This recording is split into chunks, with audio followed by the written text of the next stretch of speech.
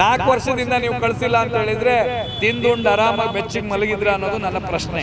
ಯಾವ ಆಧಾರದ ಮೇಲೆ ಈ ತರ ಬೇಜವಾಬ್ದಾರಿ, ಈ ತರ ಅಸಂಬದ್ಧವಾದ ಒಂದು ಇದನ್ನ ಮಾಡೋದು ನಾವು ಯಾವ ಕಾರಣಕ್ಕೂ ಒಪ್ಪಲ್ಲ.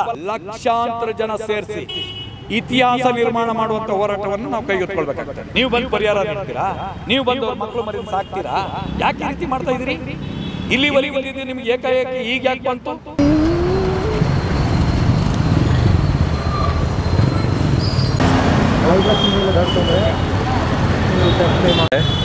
ಸರ್ ಆ್ಯಕ್ಚುಲಿ ಇಲ್ಲೆಲ್ಲ ಸೇರಿದ್ರಿ, ಬೇಕರಿ ಅವ್ರಿಗೆಲ್ಲ ಟ್ಯಾಕ್ಸ್ ಬಂದಿದೆ ಅನ್ನೋದು ಗೊತ್ತಾಯಿತು.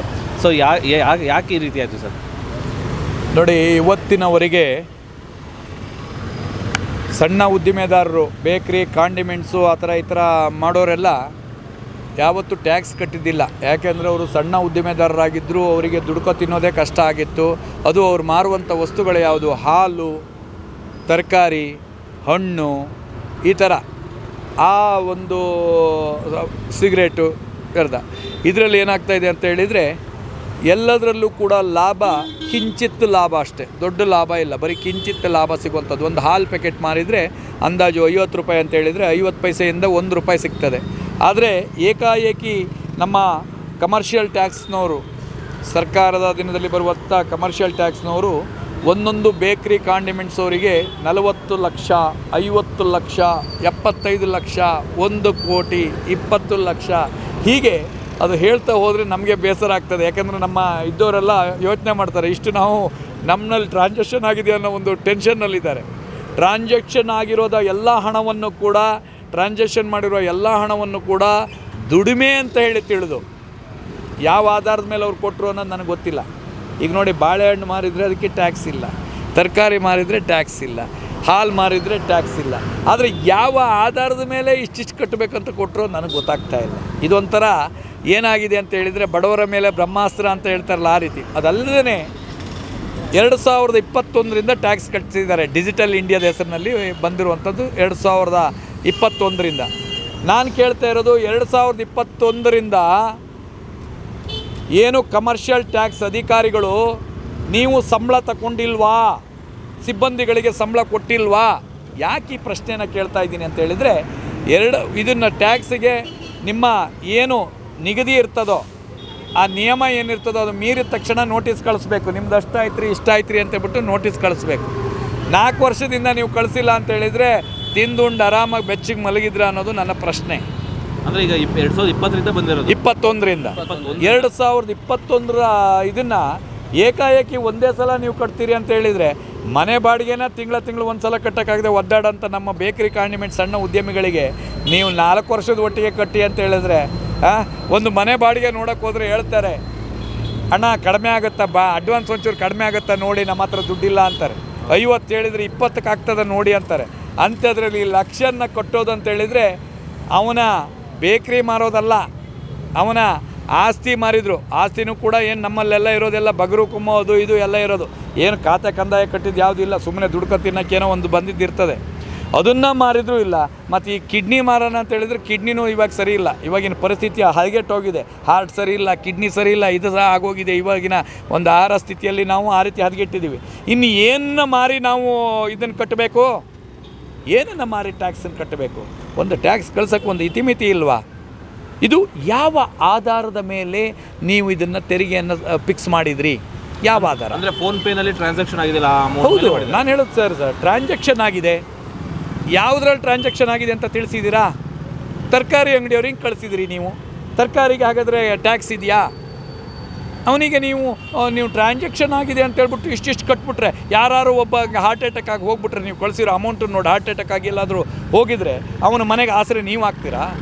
ನೀವು ಬಂದು ಪರಿಹಾರ ನೀಡ್ತೀರಾ? ನೀವು ಬಂದು ಅವ್ರ ಮಕ್ಕಳು ಮರಿನ ಸಾಕ್ತೀರಾ? ಯಾಕೆ ಈ ರೀತಿ ಮಾಡ್ತಾಯಿದ್ದೀರಿ? ಇಲ್ಲಿವರೆಗೆ ಇಲ್ದಿದ್ದು ನಿಮ್ಗೆ ಏಕಾಏಕಿ ಈಗ ಯಾಕೆ ಬಂತು?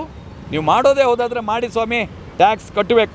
ಒಂದು ರಸ್ತೆ ಉದ್ಧಾರ ಆಗಬೇಕು ಅಂದರೆ, ಒಂದು ಅಭಿವೃದ್ಧಿ ಆಗಬೇಕಂದ್ರೆ ಟ್ಯಾಕ್ಸ್ ಕಟ್ಟಬೇಕು. ಆದರೆ ಅದಕ್ಕೊಂದು ನಿಯಮ ಇಲ್ವೇನ್ರಿ? ನಿಮ್ಮಲ್ಲಿ ಅಧಿಕಾರಿಗಳಿದ್ದಾರೆ, ಮಾಹಿತಿ ಕೊಡಿ. 2021ರಲ್ಲೇ ಕೊಡಬೇಕಿತ್ತು. ಈ ದಿನದಿಂದ ನೀವು ಸ್ಕ್ಯಾನ್ ಏನು ಮಾಡ್ತಿರೋ ಅದು ಹೀಗಾಗುತ್ತೆ. ನೀವು ಸೇವಿಂಗ್ ಅಕೌಂಟ್ನಲ್ಲಿ ನೀವು ಯಾವುದೇ ಕಾರಣಕ್ಕೂ ಕಮರ್ಷಿಯಲ್ ಆ್ಯಕ್ಟಿವಿಟಿಗಳನ್ನ ಮಾಡೋಂಗಿಲ್ಲ. ಈ ಥರ ಎಲ್ಲ ಕೊಡಬೇಕಿತ್ತಲ್ಲ ಇವರೇ. ನೀವು ಏನೂ ಕೊಟ್ಟಿಲ್ಲ, ಬಿಟ್ರಿ.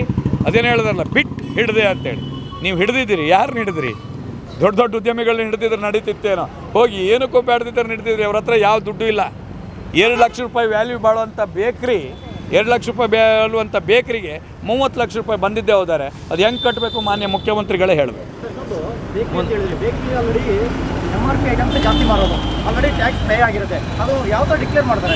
ಅದೇ ನನಗೆ ಗೊತ್ತಿಲ್ಲ ಸರ್, ನೀವು ಭಾಳ ವ್ಯಾಲ್ಯೂಬಲ್ ಕ್ವಶನ್ ಕೇಳಿದಿರಿ.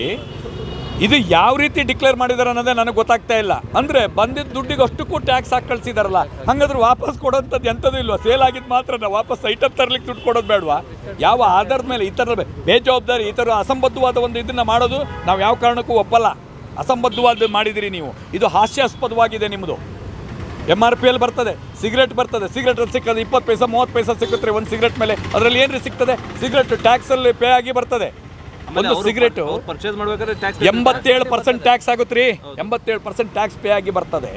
ಇದು ಬಂದಿದ್ದಕ್ಕೆ ನೀವು ಮತ್ತೆ ತೆರಿಗೆ ಅಂತ ಹಾಕಿದೆ ಹೋದ್ರೆ ಹಾಲು ಪ್ಯಾಕೆಟ್, ನಾನು ಅದೇ ಹೇಳಿದ್ನಲ್ಲ, 50 ರೂಪಾಯಿ ಅಂದಾಜು ಇಟ್ಕೊಡ್ರಿ. 50 ಪೈಸೆ ತಪ್ಪಿರು 1 ರೂಪಾಯಿ ಸಿಗ್ತದೆ. 1 ರೂಪಾಯಿಯಲ್ಲಿ ಡೈರೆಕ್ಟಾಗಿ ಡೈರಿಯಿಂದ ಇಳಿಸಿರು 1 ರೂಪಾಯಿ ಸಿಗ್ತದೆ. ಇಲ್ಲಿ ಅಂಗಡಿ ಹೋಗಿ ತಗೊಂಬಂದಿದ್ದವರು 50 ಪೈಸೆ ಸಿಕ್ಕತ್ತೆ. ಆ 50 ಪೈಸೆಗೆ 50 ರೂಪಾಯಿದಷ್ಟು ನಾನು ಟ್ಯಾಕ್ಸ್ ಕಟ್ಟೋಕ್ಕಾಗುತ್ತೇನು ರೀ? ಕಾಮನ್ ಸೆನ್ಸ್ ಇಲ್ದಿರೋಂಥ, ಒಂದು ಸಾಮಾನ್ಯ ಜ್ಞಾನ ಇಲ್ದಿರೋಂಥದ್ದು ಮಾಡಿದ್ದಾರೆ. ಈಗ ನಾನು ಹೇಳೋದು ಮುಖ್ಯಮಂತ್ರಿಗಳಲ್ಲಿ ಒಂದೇ, ಮಾನ್ಯ ಮುಖ್ಯಮಂತ್ರಿಗಳೇ, ಅನ್ನರಾಮಯ್ಯನವರೇ, ಕನ್ನಡ ರಾಮಯ್ಯನವರೇ, ಸಿದ್ದರಾಮಯ್ಯನವರೇ, ಭಾಗ್ಯರಾಮಯ್ಯನವರೇ, ನಿಮ್ಮಲ್ಲಿ ನಾನು ಹೇಳೋದು ಒಂದೇ ಮಾತು, ದಯವಿಟ್ಟು ಇದನ್ನು ಸಂಪೂರ್ಣವಾಗಿ ಮನ್ನಾ ಮಾಡಿ. ಅಧಿಕಾರಿಗಳಿಂದ ಲೋಪದೋಷ ಆಗಿದೆ, ಯಾವುದೇ ಮಾಹಿತಿ ಕೊಡದೆ ಏಕಾಏಕಿ ದಾಳಿ ಮಾಡಿದ್ದಾರೆ. ಇದು ಸಂಪೂರ್ಣವಾಗಿ ಬಂದ್ ಮಾಡಿ ಇವತ್ತಿನಿಂದ ಒಂದು ನಿಯಮವನ್ನು ಜಾರಿಗೆ ತನ್ನಿ. ಈ ರೀತಿ ಅಕೌಂಟ್ ಇರಬೇಕು, ಕಮರ್ಷಿಯಲ್ಗೆ ಈ ರೀತಿ ಅಕೌಂಟ್ ಇರಬೇಕಂತ ನಿಯಮವನ್ನು ಜಾರಿಗೆ ತಂದು ಆಡಳಿತ ಜಾರಿಗೆ ತನ್ನಿ. ಅದನ್ನು ಹೊರತುಪಡಿಸಿ ನೀವು ಕಟ್ಟಿ ಅಂದರೆ ಸ್ವಲ್ಪ ದಿನದ ಮುಂದೆ ನೀವು ಹಿಂದೆ ಕಟ್ಟಿದ್ರಿ, ಹೇಳಿದ್ರಿ ನಿನಗೂ ಫ್ರೀ ಅಂತ ಹೇಳಿದ್ರಿ, ಎಲ್ಲರಿಗೂ ಫ್ರೀ ಹೇಳಿದ್ರಿ. ಇವತ್ತು ಎಲ್ಲರಿಗೂ ಫ್ರೀ ಮಾಡಿದಿರಿ. ಟ್ಯಾಕ್ಸನ್ನು ಕಟ್ಟಬೇಕಷ್ಟೇ, ಎಲ್ಲರೂ ಟ್ಯಾಕ್ಸ್ ಕಟ್ಟಬೇಕು. ಅಂದರೆ ಇದು ಯಾವ ರೀತಿಯಾಗಿ ಅಂತೇಳಿದರೆ, ಅಪ್ಪನಿಗೋ ಅಮ್ಮನಿಗೋ 2,000 ರೂಪಾಯಿ ಕೊಟ್ಟಂಗೆ ಮಾಡಿ ಮಗನಿಂದ 2-4 ಲಕ್ಷ ರೂಪಾಯಿ ವಸೂಲಿ ಮಾಡುವಂಥದ್ದು, 20-30 ಲಕ್ಷ ವಸೂಲಿ ಮಾಡುವಂಥದ್ದು ನಿಮಗೆ ಶೋಭೆ ತರುವಂಥದ್ದಲ್ಲ. ಯಾಕಂದರೆ ದೇವರಾಜ್ ಅರಸವರನ್ನು ಬಿಟ್ಟರೆ ಆ ಒಂದು ಸ್ಥಾನದಲ್ಲಿ ನಿಲ್ಲುವಂಥವ್ರು ಮಾನ್ಯ ಮುಖ್ಯಮಂತ್ರಿಗಳಾದಂಥ ಸಿದ್ದರಾಮಯ್ಯನವರೇ, ದಯವಿಟ್ಟು ಜನರಿಗೆ ಮರಣಶಾಸನ ಆಗುವಂಥದ್ದು, ಬಡ ಉದ್ಯಮಿಗಳಿಗೆ ಮರಣಶಾಸನ ಆಗುವಂಥದ್ದು, ಬಡವರಿಗೆ ಮರಣಶಾಸನ ಆಗುವಂಥ ಕಾನೂನುಗಳಿಗೆ ನೀವು ಯಾವ ಕಾರಣಕ್ಕೂ ಒಪ್ಪಿಗೆಯನ್ನು ಕೊಡಬಾರ್ದು. ದಯವಿಟ್ಟು ಇದು ತಕ್ಷಣ ಮನ್ನಾ ಮಾಡಬೇಕು, ಸಂಪೂರ್ಣವಾಗಿ ಮನ್ನಾ ಮಾಡಿ. ಇವತ್ತಿನ ದಿನದಿಂದ ಹೊಸ ಲೆಕ್ಕವನ್ನು ಮಾಡಿ, ಆವಾಗ ಹೇಳಿ ನೀವು GST ಕಟ್ಟಬೇಕು, ನೀವು ಇಂಥದ್ದು ಮಾಡಬೇಕಂತದಂತ. ಅದು ಬಿಟ್ಕೊಂಡು ನೀವು ಏಕಾಏಕಿ ನೀವು ಈ ರೀತಿ ನಿರ್ಧಾರಗಳನ್ನು ತೊಗೊಂಡ್ರೆ ಜನ ಒಪ್ಪಲ್ಲ. ಮುಂದಿನ ಚುನಾವಣೆ ಬರ್ತಾಯಿದೆ, 2.5 ವರ್ಷ ಇದೆ ಅಷ್ಟೇ. ಜನ ಯಾವ ಕಾರಣಕ್ಕೂ ಒಪ್ಪಲ್ಲ. ಇದನ್ನು ನೆನಪಿಟ್ಕೊಳ್ಳಿ.